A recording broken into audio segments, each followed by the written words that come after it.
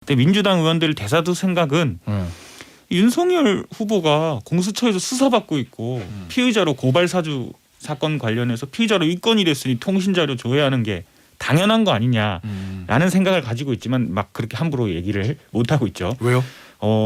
일단은 뭐 야당 탄압으로 비춰질 수 있는 거고 가장 중요한 거는 민주당이 그간 이명박 정권 박근혜 정부 때 계속 주장했던 게 이런 통신자료 조회가 나오면은 정부가 야당 탄압했네, 국회의원들 사찰했네, 뭐 이런 논리를 계속 펼쳐왔기 때문에 민주당이 이제 집권을 하고 이런 대선 전국에서 그런 얘기를 함부로 꺼내기가 좀 쉽진 않은 상황이 있어서 그래서 그럼 이제 오늘 법사위 때 도대체 민주당은 어떤 논리를 내세울까 저도 좀 고민을 하고 뭐 전화를 해봤고 뭐 근데 이제 오늘 조간신문 진보지 일면에 다 나와 있더라고요. 민주당의 논리가 다 나와 있습니다. 윤석열 후보가 검찰총장이었을 때 검찰이 통신자료 조회를 280만 건 했더라.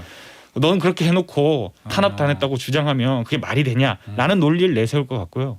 그리고 중요한 거는 대장동 사건 때랑 좀 비슷하게 갈 것 같아요. 그럼 뭐 누가 돈을 많이 받았니? 뭐 이렇게 자꾸 논리가 되니까 알겠다. 법을 바꾸겠다라고 이재명 후보가 얘기하지 않았습니까? 이것도 똑같이 수사기관이 무차별적으로 통신자료 조회를 할 수 있게 만들어준 법이 문제다. 우리 민주당이 180석 가지고 있으니까 법을 바꿔줄게. 그래 다 문제 맞네. 그래 알겠어 바꿔줄게. 요렇게 나오지 않을까 생각이 듭니다. 무릎 왕창 타서 프레임을 다시 바꾼다. 그렇죠. 네, 그렇게 나올 것 같습니다. 그 오늘 저 국민의힘의 법사위 멤버들 중에서 검찰 검사장 지냈다는 사람도 있고 검찰 출신들 많잖아요. 앞서 민주당에서 오늘 쓸 거라는 아마 한겨레신문 일면에 나왔던 그 얘기인 것 같습니다. 윤석열 검찰총장 당시에도 260만 건인가 조회했다. 건. 네. 그렇게 민주당이 치고 나오면은 받을 방법이 있답니까 국민의힘? 근데 사실 국민의힘 측과 지금 민주당 측이 그 오늘 아까 오프닝 곡이 돌고 했는데 과거 2016년 뭐 박근혜 정권 때 했던 그냥 그 얘기를 서로 뒤집어서 그냥 똑같이 얘기할 것 같은데 왜냐하면 서로 다 알 거예요. 사실 검사장 지낸 국민의힘 의원들이라고 해서 이 통신자료 조회가 막 심각한 개인정보 막 침해고 사찰이다.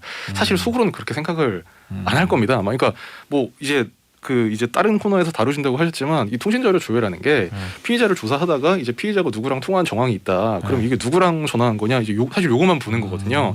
그래서 이 사람이 말하자면 윤 후보가 누구랑 통화했는지가 아니라 다른 피의자를 조사하다 보니 이 번호랑 통화를 했는데 이게 누구냐? 조회를 해보니까 윤석열 전 검찰총장이네. 이렇게 조회를 했다는 건데 그러면 이제 공수처에서 당시에 뭐 고발 사주 같은 걸 하다가 누구를 조사하다가 윤 후보랑 통화했는지 김건희 씨랑 통화했는지 생각해보면 뭐 대략 짐작 가는 바가 있잖아요. 하지만 그럼에도 그냥 모르는 척 야당 후보에 대한 사찰이다. 그리고 민주당도 사실 이거를 설명하기가 특히 대중에게 설명하기가 당연한 거다라고 얘기하면 막 정치인에 대한 탄압을 옹호하는 거냐 이렇게 비치기 때문에 뭐 적당히 경우에 따라서 이제 윤석열 후보도 과거에 검찰총장 했다. 그다음에 그럼 뭐 말씀하신 대로 제도가 문제다. 이런 식으로 그냥 공부가 진행이 될 것 같습니다. 이재명 후보도 성남시장 시절에 자기 통신 자료가 조회됐다는 사실을 알게 됐을 때 그때 막 정부가 대대적으로 나를 사찰하고 있다, 뭐 야당 탄압하고 있다 이런 주장을 했거든요. 아마 어제 뉴스에 영상 나오더라. 2016년인가? 예, 그게 16년. 네. 그래서 이제 사실 김태현의 정치쇼. 목요일 2부 국회 출입 기자의 생생한 현장 취재기. 조간신문에도 안 나오고 메인 뉴스에도 안 나오고 부장도 모르고 데스크는 꿈도 못 꾸는 나만의 정보를 털어놓는 시간. 국회 정보 보고 시간이에요. 두 분 모셨습니다. 민주당 출입하는 SBS의 고정현 기자, 국민의힘 출입하는 프레시안의 곽재훈 기자 모셨어요. 안녕하세요. 안녕하십니까. 안녕하세요. 자, 오늘도 뭐 있죠? 뭐가요? 데스크한테도 모르고 부장한테 보고 안 하는 거. 항상 여기에 보고하기 위해서 숨겨둔 정보가 있나요? 이런 애드립이 이거 뭐 고정현 기자 일치를 짜고 있습니다. 애드립. 감사합니다. 곽 기자도 뭐 있죠? 요새 야당은 너무 힘들어요. 일정을 따라다니는 것만 해도 힘들 겁니다 아마. 야당은 요새 너무 힘들어요라는 이 곽 기자의 요 얘기에 지금 국민의힘에 어떤 상황이 벌어지고 있는지 다 요 한마디에 다 들어있는 것 같아요. 일단 오늘은 뭐부터 할 거냐면 요거 어제 정치권 소식으로 해서 메인 뉴스하고 탑 헤드라인 쪽이랑 그다음 오늘 주간신문에 다 이게 실렸어요. 공수처가 통신조회를 무차별적으로 하고 있다는 야당의 주장. 일단 요거 뭐 공수처의 통신조회에 관한 법적인 얘기들이나 뭐 그런 것들은 저희 화요일날 변론 주책 시간에 다루니까 그거 빼고 오늘 이제 정치적인 측면에서 먼저 볼게요. 어제 국민의힘 쪽에서 대선 후보가 대선 후보 부인까지 거 봤어? 야당 의원들도 그거를 굉장히 많이 봤어? 이거 사찰이야. 이렇게 얘기하고 있는 거죠 지금. 네, 그러니까 어제 임태희 국민의힘 선대위 총괄 상황본부장이 이제 긴급 기자회견이라고 기간을 열어가지고 이 문재인 정부가 수사기관을 총동원해서 야당 후보를 사찰했다. 뭐 대통령 후보와 가족에 대한 불법 사찰 그 횟수가 밝혀졌다. 그러면서 이제 윤 후보 그다음에 후보자 가족 그러니까 부인 김건희 씨에 대한 뭐 공수처 그리고 검찰의 통신자료 조회가 이뤄졌다 이 점을 강조를 했는데요. 네. 아무래도 이제 후보 가족의 그러니까 후보 본인과 가족에 대한 검증 국면에서 이제 이것을 이제 말하자면 불법 사찰이다 이런 식으로 좀 프레임을 바꾸려는 게 아니냐 뭐 이런 분석도 있었습니다. 일단 국민의힘이 밝힌 이 통신자료 조회 및 기간 일시를 보면 윤 후보 같은 경우는 공수처에서 3회, 그다음에 서울중앙지검 4회, 그리고 서울시경찰청과 그 관악경찰서 각각 1회씩 있고 그리고 인천지검이 1회가 있고요. 김건희 씨는 공수처 1회, 중앙지검 5회, 그다음에 인천지검 1회가 있었는데 사실 뭐 다른 뭐 중앙지검이라든지 공수처라든지 이런 거는 사실 윤 후보나 김건희 씨 둘 모두 지금 관련 수사가 진행이 되고 있던 시점이라서 뭐 그렇긴 하죠. 네네. 뭐 아마 이 관련이 아니겠느냐 뭐 이런 추측을 하고 있긴 합니다만 어쨌든 이제 야당에서는 이거를 그 대선 후보와 그 가족에 대한 사찰이다 이렇게 강하게 정치 정점화를 하고 있습니다. 이게요.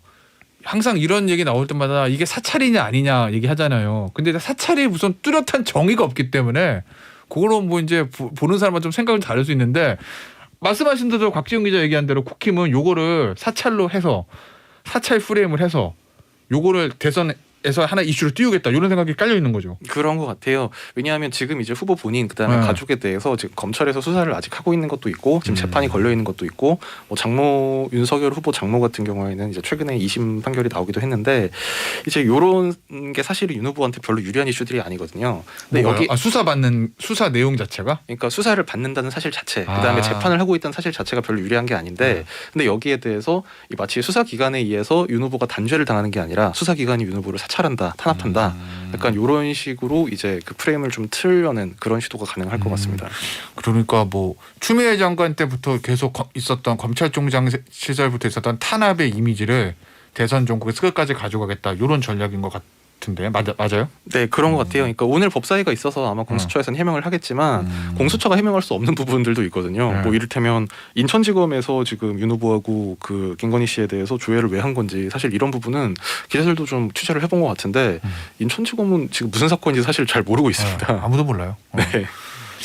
이거를 바라보는 민주당의 생각은 어떨까요? 조용하던데 아무 얘기도 안 지금까지 나오는데. 아무 얘기도 안 했는데 근데 이제 어제 국민의힘에서 야당 후보인 윤석열 후보 부부까지 공수처가 통신자료 조회를 했다. 이제 민주당이 가만히 있을 수는 없죠.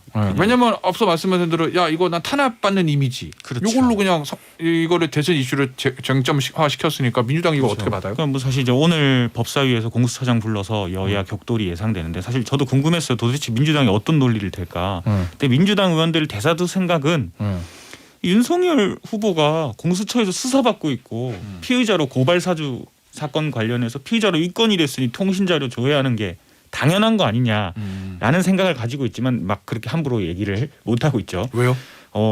일단은 뭐 야당 탄압으로 비춰질 수 있는 거고 가장 중요한 거는 민주당이 그간 이명박 정권 박근혜 정부 때 계속 주장했던 게 이런 통신자료 조회가 나오면은 정부가 야당 탄압했네, 국회의원들 사찰했네, 뭐 이런 논리를 계속 펼쳐왔기 때문에 민주당이 이제 집권을 하고 이런 대선 전국에서 그런 얘기를 함부로 꺼내기가 좀 쉽지는 않은 상황이 있어서 그래서 그럼 이제 오늘 법사위 때 도대체 민주당은 어떤 논리를 내세울까 저도 좀 고민을 하고 뭐 전화를 해봤고 뭐 근데 이제 오늘 조간신문 진보지 일면에 다 나와 있더라고요. 민주당의 논리가 다 나와 있습니다. 윤석열 후보가 검찰총장이었을 때 검찰이 통신자료 조회를 280만 건 했더라. 너는 그렇게 해놓고 탄압당했다고 주장하면 그게 말이 되냐라는 논리를 내세울 것 같고요. 그리고 중요한 거는 대장동 사건 때랑 좀 비슷하게 갈 것 같아요. 그럼 뭐 누가 돈을 많이 받았니? 뭐 이렇게 자꾸 논리가 되니까 알겠다. 법을 바꾸겠다라고 이재명 후보가 얘기하지 않았습니까? 이것도 똑같이 수사기관이 무차별적으로 통신자료 조회를 할 수 있게 만들어준 법이 문제다. 우리 민주당이 180석 가지고 있으니까 법을 바꿔줄게. 그래 다 문제 맞네. 그래 알겠어 바꿔줄게. 이렇게 나오지 않을까 생각이 듭니다. 물을 왕창 타서 프레임을 다시 바꾼다. 그렇죠. 네, 그렇게 나올 것 같습니다.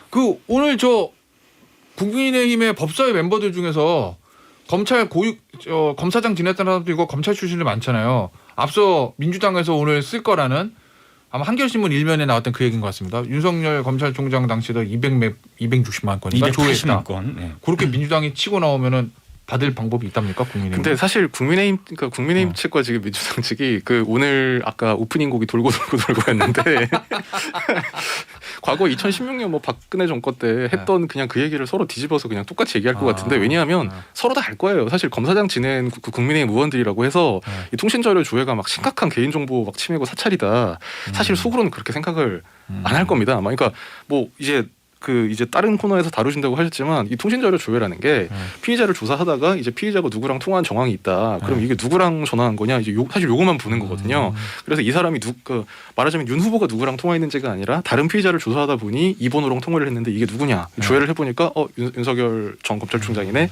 이렇게 조회를 했다는 건데 그러면 이제 공수처에서 당시에 뭐 고발 사주 같은 걸 하다가 누구를 조사하다가 윤 후보랑 통화했는지 김건희 씨랑 통화했는지 생각해보면 뭐 대략 짐작 가는 바가 있잖아요. 하지만 그럼에도 그냥 모르는 척 야당 후보에 대한 사찰이다. 그리고 민주당도 사실 이거를 설명하기가 특히 대중에게 설명하기가 당연한 거다라고 얘기하면 막 정치인에 대한 탄압을 옹호하는 거냐 이렇게 비치기 때문에 뭐 적당히 경우에 따라서 이제 윤석열 후보도 과거에 검찰총장 했다. 그다음에 그럼 뭐 말씀하신 대로 제도가 문제다. 이런 식으로 그냥 공부가 진행이 될 것 같습니다. 이재명 후보도 성남시장 시절에 자기 통신 자료가 조회됐다는 사실을 알게 됐을 때 그때 막 정부가 대대적으로 나를 사찰하고 있다, 뭐 야당 탄압하고 있다 이런 주장을 했거든요. 아마 어제 뉴스에 영상 나오더라. 2016년인가? 네, 그게 16년. 그래서 이제 사실 이재명 후보 입장이 이제 오늘 나올 텐데 아마 기자들이 물어볼 거예요. 어떤 입장을 내놓을지 참 저도 궁금하고 아마 또 법 얘기하지 않을까 싶습니다. 역시 뭐 청취자분들의 반응도 갈립니다. 유튜브로 들어오신 것 같은데 나그네님은 공수처가 고위직 단속기관 아닌가? 일반인까지 사찰해도 돼요? 하셨고요. 5598님. 김변 여당 의원은 없나요? 이재명 후보는요? 이번 건은 야당 의원보다 여당 의원이 없거나 적으면 이건 문제 있습니다 하셨는데 반대 의견도 있어요. 오세홍님. 윤석열은 총장 때 272만 건 조회. 5853님. 새삼스럽게 이런 하셨고 이창열님 제3의 의견입니다. 나도 통신조회 한번 받는 삶을 살고 싶네. 이런 말씀을 주셨는데 두 번 해보셨어요? 저는 신청 안 해봤어요. 해보셨어요? 저도 안 해봤어요. 저 해볼까? 저도 해볼까요? 한번 해보시죠. 이거 처음 나왔을 때 저도 해볼까 말까 하다가 이거 신청하는 게 귀찮아가지고 또 매번 신청해야 된다고 그래서 저는 아직은 안 했는데 해볼까 말까 고민 심각한 중이에요. 이제 제가 누구랑 통화했는지 그거를 조회하면 저한테 알려주게 돼 있어요. 그래서 다른 사람이 저랑 통화한 거를 어떻게 그 조회를 한 거는 그거는 뭐 별로 중요한 게 사실 아닌 것 같아서. 알겠습니다. 주제 좀 바꿔볼게요. 다음 주제 준비된 것부터 좀 저희가 듣고 오겠습니다. 실천하는 경제 대통령 맹아 엠비입니다. 경제 대통령 뭐 단어만 들어도 제 얼굴이 딱 많이 생각나시죠? 에헤이 미간이 왜 구겨지고 그러시나. 제 말은 이 선거 슬로건은 뭐 이래야 하는 것이다, 이 말을 하고 싶은 것입니다. 하하하하. 예, 안녕하십니까, 문재인입니다. 저에게도 이 제 몸에 새긴 이 문신 같은 구절이 있는데 뭔지 아십니까? 저기 저 인형 그 손, 자 펭수가 한번 맞춰보시지요. 팽아, 정답은 나라를 나라답게 사람이 먼저다. 문재인. 이 10살 펭수도 외웁니까? 예, 정치판 보면서 입이 근질근질했어요. 돌아온 매사를 유심히 관찰하는 유시민입니다. 한마디만 할게요. 슬로건은 귀에 쏙 박히는 것도 중요하지만 후보의 철학 그리고 시대 정신, 이게 중요한 거 아니겠어요? 예, 안녕하십니까, 이재명입니다. 그래서 제가 이번에 새 단장을 한번 해봤습니다. 앞으로는 합니다 이재명이 아닌 나를 위해 이재명. 어떻습니까? 이거 확 끌리지 않습니까? 김변 어때요? 이거 되겠습니까? 마지막에 우리 안윤상 씨가 이재명 후보의 지금 맹연습 중이세요. 거의 싱크로 90%는 된 것 같습니다. 아직 윤석열 후보는 시도 안 하는데 너무 어려운 질문을 하시는데 마지막에 나를 위해 이재명 될 거 같냐고 저한테 물어보셨는데 대답 잘해야 됩니다. 이거 대답 안 하겠습니다. 이거 원래 제가 이거 되겠어? 이러면은 안 된다는 징크스가 있어서 제가 여기서 대답을 못 해요. 근데 어쨌든 요 그 슬로건 있잖아요. 근데 사실 좀 바뀐 건 바뀐 것 같아요. 저는 대선 슬로건 중에서 아직까지 머리에 제일 박혀 있는 거는 예전에 87년 대선 때 뭐 당시에 노태 후보의 뭐 위대한 보통 사람의 시대. 동사람이 그다음에 김영삼 후보의 뭐 군정종식 뭐 이런 거 있잖아요. 무슨 방공 포스터 같은 그냥 머릿속 탁탁 들어오는 그게 저는 기억에 남는데 요새는 약간 감성적인 접근인 것 같기도 하고. 그렇죠. 뭐라고 설명합니까? 요 나를 위해 이재명에 대해서 민주당은. 그러니까 그간 슬로건은 이제 성남시장 선거 때부터 사용했던 이재명은 합니다. 그러니까 나는 이제 한번 한다고 하면은 다 하는 추진력이 있는 후보다라는 걸 이제 계속 앞세웠는데 그게 뭐 당 선대위 내부에서 약간 고집불통, 독선 이런 이미지를 부각시키는 캐치프레이즈다라는 말이 많아서 이제 바꿨죠. 문재인 대통령 그 당시 선거 치를 때 이 사람이 먼저다, 나라를 나라답게라는 카피 프레이즈를 만들어준. 좀 사람이 먼저다 약간 감성적인 접근이 좀 있었잖아요. 그렇죠. 예. 그 정철 이제 메시지 총괄이 이번에도 이재명 선대위의 그 슬로건을 만들었는데 나를 위해 이재명. 요겁니다. 이건 뭐냐면은 딴 사람도 말고 우리 개개인을 위해서라면은 이재명을 뽑아야 된다. 그리고 이제 또 구호는 앞으로 제대로. 이제 미래를 좀 부각시키고 윤석열 후보는 자꾸 뭐 현 정권 다 파야 된다. 과거가 어쨌니 이렇게 과거의 이미지에 갇혀 있는데 이재명 후보는 미래를 생각하는 사람이다. 라는 걸 부각시키기 위해서 이 슬로건과 구호를 바꿨는데 사실 저 개인적인 생각으로는 전에 게 더 좋은 것 같은데요. 이재명은 합니다. 뭐 딱 바로 들어오잖아요. 근데 나를 위해 이재명? 이게 약간 개인주의적 느낌도 들고 뭐 이기적인 느낌도 좀 들고요. 이게 사람이 먼저다 이거 얼마나 이거 와닿습니까? 이게 얼마나 좋으면은 상대편이 문재인 정부를 비판할 때도 사람이 먼저라며. 근데 너 왜 그러냐 이렇게 비판하지 않습니까? 근데 좋다는 얘기라는 거구나. 이재명 이 슬로건을 이재명 캠프를 비판할 때 나를 위해 이재명이라며. 왜 너를 위해 이재명 하냐 이런 비판하면 좀 이상하지 않을까 싶어서. 사람이 먼저다는 지나간 얘기죠. 정말 저는 잘 짠 것 같아요. 캐치프레이즈. 그다음에 예전에 그 손학규 후보가 썼던 건가요? 예비후 때 저녁에 읽는 상. 그건 뭐 그냥 그것도 물론 진짜 잘 짠 캐치프레이즈 같고 나를 위해 이재명 같은 분이 했다라는 거죠. 사람이 먼저다. 정철 비슷한 느낌인데 두 개가 그래도 뭐 약간 감성적인 접근도 나를 하고. 위해 이재명 뭐 좀. 근데 한번 두세 번 생각해야 되는 약간 한국어에서 1인칭이랑 2인칭을 쓰면 그러니까 한국어뿐만이 아니라 이런 좀 정치적인 구호 같은 건 다 마찬가지일 것 같은데 나가 누구지? 일단 이게 좀 헷갈립니다. 그래서 나 유권자를 위해서 이재명을 뽑으라는 건지 아니면 이재명 본인을 위한다는 건지. 그렇게. 그러니까 야당에서도 어제 나온 논평이 보면 뭐 형수욕설 뭐 등등 이제 이재명 후보 의혹을 쭉 열거하면서 이재명을 위해 억지 해명에 매달리고 있다. 그 얘기시구나. 그러니까 이런 식으로 공격을 하더라고요. 나가 유권자 개개인 나를 위해 이재명 찍는다. 이렇게 읽혀야지 민주당의 성공인데 국힘 봤을 때는 요 나를 이재명 후보가 본인은 나 이재명을 위해 이재명 이렇게 뽑아달라. 그러니까 이걸로 이렇게 볼 수도 있다. 게다가 사실 제가 봐도 그래 선거 포스터를 만들면 어떻게 만드냐. 나를 위해 이재명 쓴 다음에 위에 이 후보 사진 들어가야 되잖아요. 그러면 뭔가 시각적인 효과는 좀 이상하지 않을까. 저 생각 못했던 거네. 그러네요. 저는 사실 나를 위해 이재명 딱 듣고 저는 개인적으로 잘 짰다고 느낌이 들었거든요. 근데 오히려 출입 기자는 예적게 좋다는데 저는 괜찮게 짰다고 생각이 들었는데 곽 기자 얘기 들으니까 그렇게 볼 수도 있겠구나. 자 그럼 국민의힘 근데 하여튼 뭐라도 있는 게 낫습니다. 그러게 국힘은 아직 없기 때문에 없죠. 슬로건도 없어요 아직.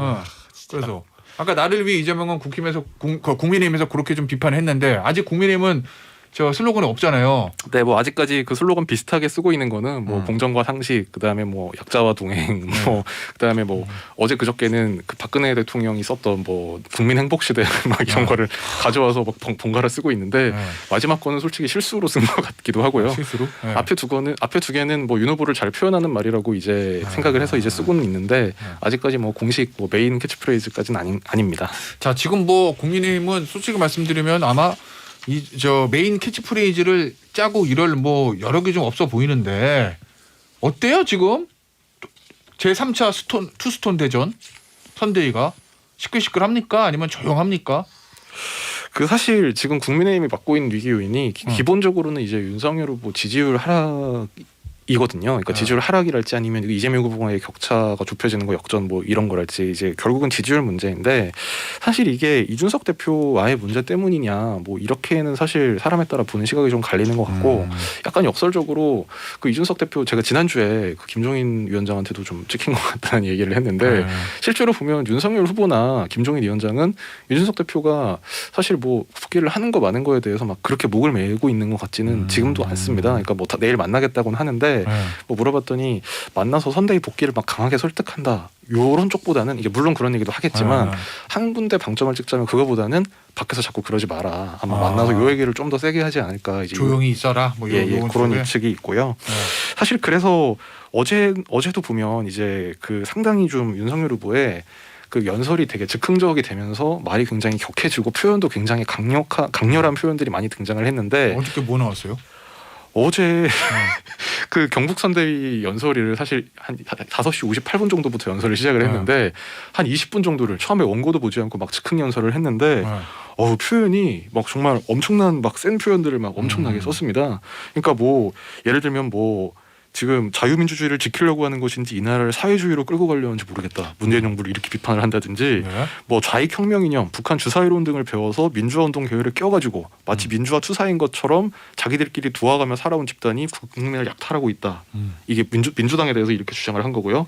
그다음에 이제 공수처가 자신에 대한 가족에 대한 통신 조회를 했다는 점을 지적을 하면서는 무능을 넘어서 이제 사찰이다. 그러면서 과거 권위주의 독재 정부가 하던 뭐 그런 거라고 얘기를 하면서 권위주의 독재 정부는 국민들 경제를 확실하게 살려놔서 산업화 기반을 만들었다. 근데 이 정부는 뭐 했냐.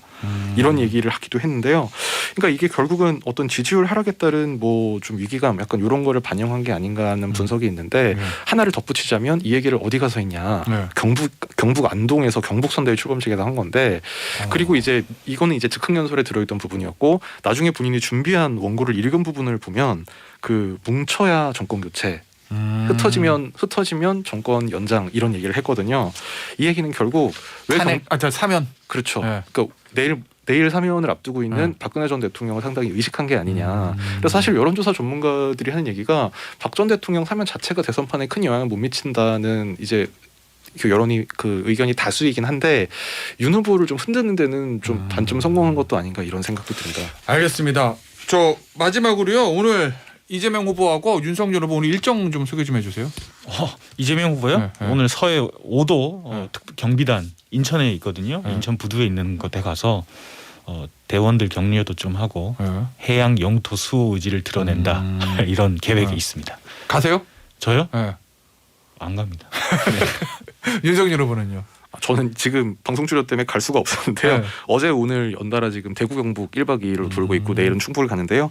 오늘은 그래서 아침에 그 국립신안선열공원이라는 그 독립운동가들 추모 공간을 가고 10시 반 11시에 그 대구 경북 지역 기자간담회 선대위 출범식을 이어서 합니다. 그리고 오후에는 뭐 다부동 전투 전적 비참배 그다음에 그 아마존에 판매됐던 이른바 K호미 그 대장간 방문하는 뭐 그런 일정을 짜고 있습니다. 알겠습니다. 오늘 양 후보의 일정을 소화하면서 나왔던 얘기들은요. 내일 금요일 아침에 뉴스온더 블락에서 저희가 자세히 말씀을 드리도록 하겠습니다. 오늘 목요일 국회 정보보고는 여기서 마무리할게요. 지금까지 고정현 기자, 곽지훈 기자였습니다. 감사합니다. 감사합니다. 감사합니다.